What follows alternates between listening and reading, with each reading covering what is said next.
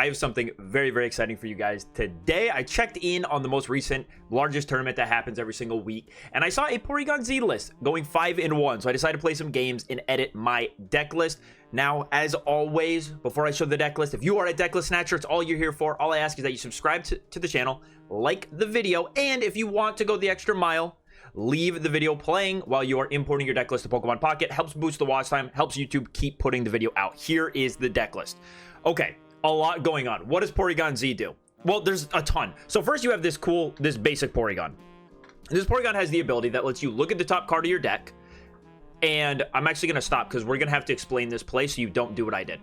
Porygon lets you look at the top card of your deck every single turn. That's just a nice bonus. Porygon 2, when you evolve, or when you have Porygon 2, doesn't matter what turn you evolved at, as soon as you attach an energy, it will pull a Porygon-Z from the deck to evolve into Porygon-Z. So that's why we play double communication in this list. You guys know I usually don't like communication, but that's going to let you suck the Porygon out of the deck. And if they're both in your hand or one is in your hand, you can go get it back. So let me show you something that I learned right as the first game, just so you guys don't make the same mistake. So in my hand right now, it's a little bit hard to see, but I have a Porygon-Z, a Porygon 2. What I do is I use Pokecom before I evolve into Porygon and use that ability. And I get punished. This Pokecom ends up finding the other Porygon-Z. So what you want to do is you just want to evolve into Porygon, use the ability, and then use your Pokecom, send that Porygon-Z back, so then you get a guaranteed you're not going to get a Porygon-Z, and the Porygon-Zs just need to stay in the deck. You really don't need them in hand. You want anything but Porygon-Zs in your hand. So, now what does Porygon-Z do? Well, it has the attack Slowing Beam. For 70 damage, for 2 energy, it's going to do 70 damage, and the defending Pokemon, their attack cost now costs 1 colorless more. So you see, I'm attacking into a Suicune. That Suicune now needs 3 energy in order to attack. That means that that's an attachment not going to the bench. Porygon-Z can pretty comfortably 2-shot a Suicune, 3 if they use an Irida, but you can combine that with red. And you see my opponent, he just gives up, dude. He sees what happened. He's like, I'm not doing this anymore. I'm not playing this. Now we have the Tapu Lele as support. Very, very important. Tapu Lele is here because there are times where your opponent is going to see Porygon and they might know what Porygon-Z does. And they go, all right, I need to build up a Pokemon on the bench. I can't, like, if I'm doing something with the active, there's no point. There's no point. So I'm going to build up something on the bench. The Tapu Lele says, well, hey, if you're going to build up something on the bench, I'm going to just keep pinging it every single turn. If you're not attacking with the active, I'm going to force you to start doing something. What else? We have 2 Poison Barb. 2 Poison Barb just helps with the damage. And it's nice because you might be able to skip a turn of attacks. I mean, not likely, but you might be able to make them attack with like some slow things. It's just good for passive damage. The Pokemon is kind of going to be stuck in the active spot, and giving that passive damage again is just nice. It over Rocky Helmet, I mean, it's always a debate. In this circumstance, I don't really think it matters. It might help you a little bit more, the fact that it's a Poison Barb and not a Rocky Helmet. It also means that if they attack into the Porygon once and then they have Guzma, like, they're stuck with the poison because they're gonna have to keep committing to the active one.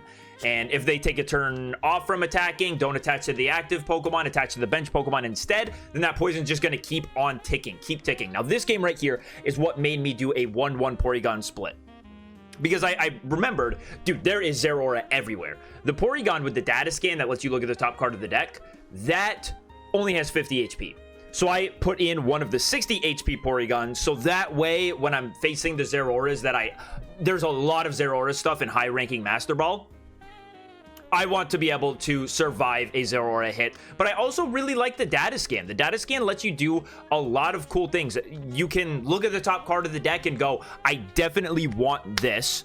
I'm not going to Pokecom. Or if, let's say, you're attaching your first energy of the game to your Porygon, and you could go evolve into Porygon 2, attach, go get the Porygon-Z. Well, I've had games where I look at the top card of my deck and I see that's something I really want. I don't need Porygon-Z this turn. I'm going to attach to Porygon, evolve into Porygon 2, and then attach. Then I'm not pulling the Porygon-Z out of the deck, and I get that next card that I want. So the data scan is just very, very cool. It lets you do some interesting stuff like that. To Lily, we need to keep this thing healthy. For the most part, we're going to hope that our opponent isn't really hitting for too much damage. And then we can just heal that enough off to survive and go from there. Now, again, like the 2 Pokecoms is so nice. You see in this, like, you're just able to constantly get that Porygon-Z out of the deck and go grab something more useful. I really, really like the double Pokecom. This is one of the few times where I'm on board with it. But it is fairly good. So after playing some games, I still think the deck list could use work, and I'm curious to see where it goes and where it evolves if anyone continues to play this. And some things that I wish I had in here. I wish I had X Speed, or I mean, I guess X Speed would just be the best one, right? I wish I had X Speed, because this deck struggles so bad if your opponent is able to just play a Repel or a Sabrina and move something early on after you've attached to it once. A way around it is you can almost safely assume that you won't need to evolve up, or sorry, that you won't need to like be aggressive benching, because think about it, you go from a Porygon to a Porygon-Z immediately, as long as you have the what is it? As long as you have the Porygon 2. And that was another thing you just saw me do. You can data scan before you research, because you can look at the top card, go, unless this is Porygon 2, I'm going to play the Pokeball and thin my thin a basic, and then I'll research, and hopefully that'll give me Porygon 2. So I look at the top card of my deck, see it's not Porygon 2. So, okay, I'm going to play the Pokeball, get the Porygon out of their deck, and then I'll play research, hope we find it off of that. If not, I got double comm. I can, you know, give it a good honest shot at finding the Porygon 2. Just a lot of cool things it lets you do. So, yes, X Speed, because starting Tapu Lele, I didn't go on any huge streaks with this deck. And a lot of it was because, dude, I was just starting Tapu Lele like way more than I mathematically should. You know, it's like a 1 in 3 chance. Not really, because you can start with 2 basics in your hand, but starting the Tapu Lele is not the best feeling in certain matchups. Sometimes it's good. Like if you're playing against Dark Tina, you would want to start the Tapu Lele just so you can keep pinging the Giratina, because that's really the big threat. A Darkrai, they're going to 2-shot you, and you're going to be 2-shotting it. As long as you can get like a Poison Barb or damage modifier with the red, whatever.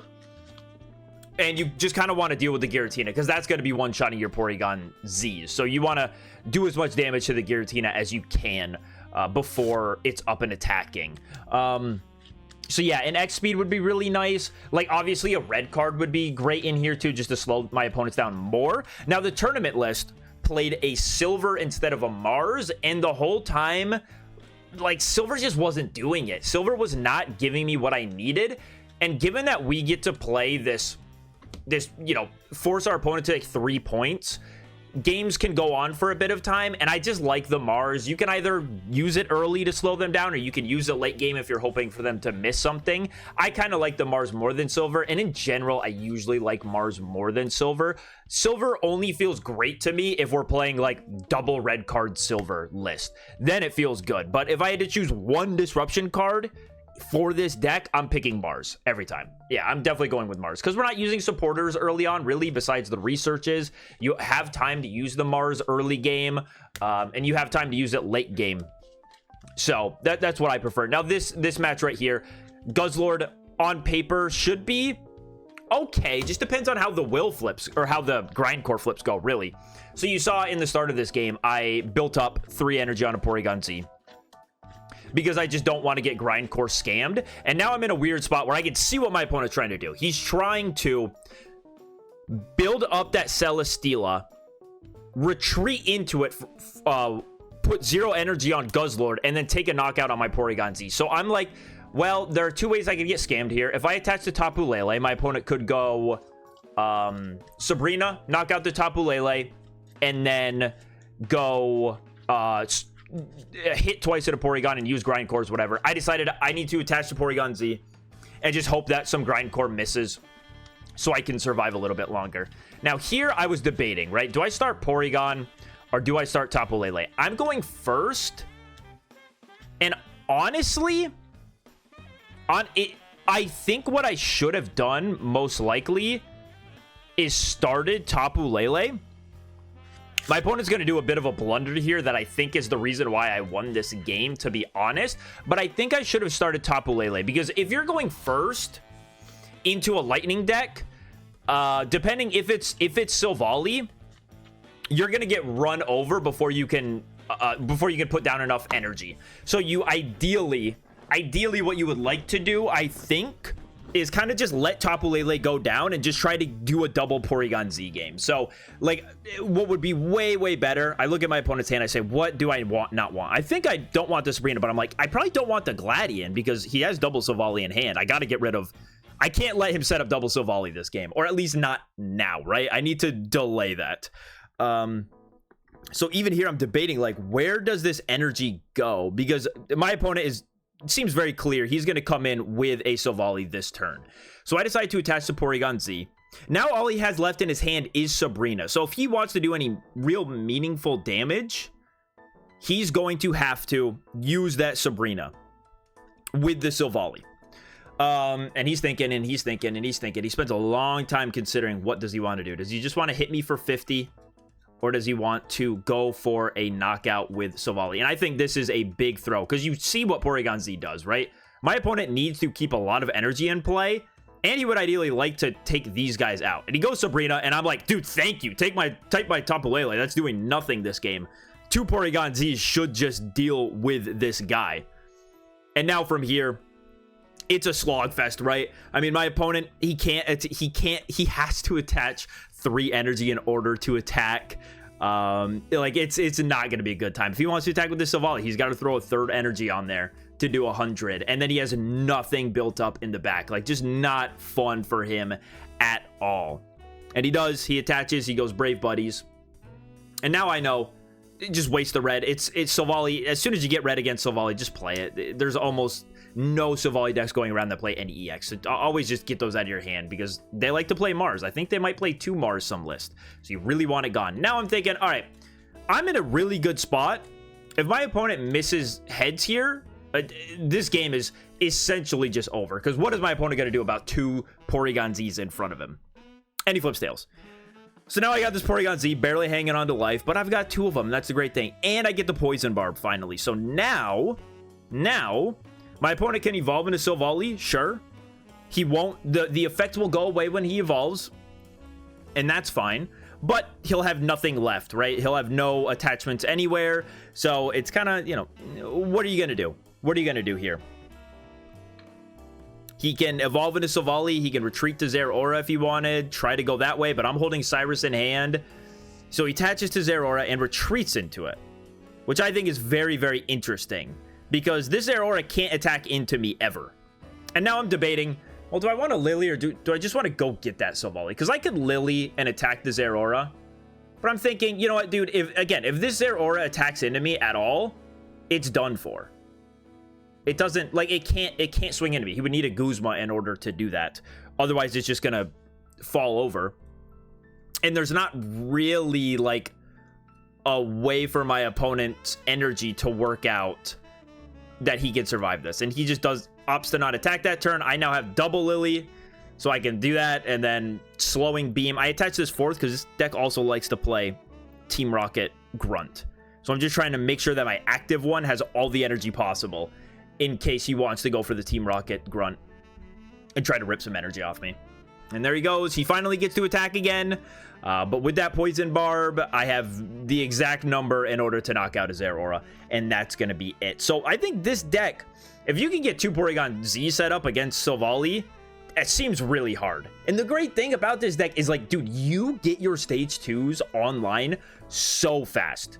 You just need your stage 1. You have the communications. Like, you have a decent amount of Pokemon, but after you found your basics, it's pretty likely those Pokemon communications are going to do exactly what you need them to and get you that Porygon 2. Like, it just sets up so well. You thin the deck by pulling the Porygon-Z out. We don't have to play rare candies, because why would we?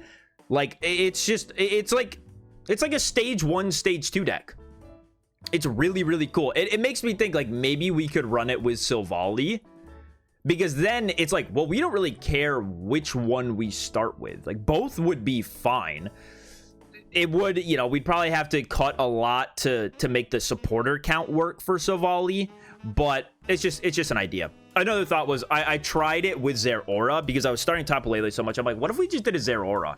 And immediately when I tried that, I faced a Guzzlord player who was building up a Ghost Sword on the bench. And I'm like, oh yeah, that's why. Because in so many matchups, as soon as your opponent starts doing something with the bench Pokemon, you just don't have a way to access it because there's no Sabrina, there's nothing, and you're kind of screwed. So here, this is a great game, honestly. This is a fantastic game. I am not, I'm not getting much. I do get a comm, I think, or the comm's on top of my deck. I don't know. I looked away for 1 second, but we have the Porygon-Z.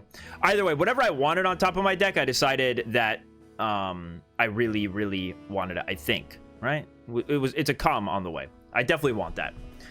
And he knocks out my Lele, and I don't really care because my opponent is opting to not power up the Giratina at all. That's only, like, good for me. So now we calm, we get the Porygon-Z, and then we go rip the Porygon-Z back out of the deck. We don't evolve the active. We pull that out of the deck. And we have Poison Barb, and now we just get to start annoying this Suicune, which is fantastic. Now, when they have the Giant Cape, like the Irida does take it out of range, like we're 20 short. That's only with the Giant Cape. Without the Giant Cape, we would have enough to knock out this Suicune if they play Irida. But I top deck red. Because I'm just like that, man. So I go red. And I go, yeah, we're going to need to take out the Suicune right now. Now, the problem is that in this game, I used Mars early on. So my opponent's hand is huge. He's got double Froakie down. I'm scared of where this could go. We are staring at... Luckily, it took him a while to get into Greninjas. Those extra damage pings would be really, really bad for us. But he's going to start, and he's going to build up the Greninja, and then obviously... Broken Space Bellow to the active so he can retreat it in a second. Now here, I think this was a misplay. I go for the research, and my only thought was, well, I would really like to see my Poison Barb, but that's like the only playable card left in my hand, and then my opponent goes Mars. There's the Poison Barb, which would have been nice to get out of there. And now I'm in a weird spot. So he doesn't get second Greninja this turn. And I got Calm and Poison Barb, but I have nothing in my hand. And I know what my win condition is going to be now, because he has just enough cards left in deck where he's guaranteed to get the second Greninja out. All I can do is I can go Cyrus. That's the only way I win. Is this Giratina retreats, and I go Cyrus on it and take the knockout. Had I not played that second research, I think I would have had 2 left in deck, or maybe that was my last one in deck. I would have had better odds to get it off of that Mars, and then been able to go, all right, research, hopefully I get the Cyrus back. It was really, not great, not a great research the turn prior. And now my opponent's thinking, I think no matter what, the math works out in a way that even if I top deck Lily here and he attacked with Greninja, I would still lose the game. But he goes for Broken Space Bellow, and I top deck the Cyrus. Anyways, that was the win condition. I needed the Cyrus for that Giratina, and that was that. So, I hope you guys enjoyed. Hopefully you have fun with this deck. I will say, it's not like the most competitive thing, but I mean, to be honest, most decks that aren't Suicune are... most decks that are not Suicune or Darktina, like, it can't hold a candle to either of those two decks. But this deck is a lot of fun. I did not lose points using it. I didn't go on any huge win streaks. But again, I think if we can iron out the list maybe just a little bit more, figure out what we can cut in order to use some pivots to keep those energy in play, or get into a Porygon-Z a little bit more aggressively, I think it could be pretty good if we can work out what to do. Thank you guys so much for watching. Again, subscribe to the channel, like the video on your way out. I'll see you on the next one.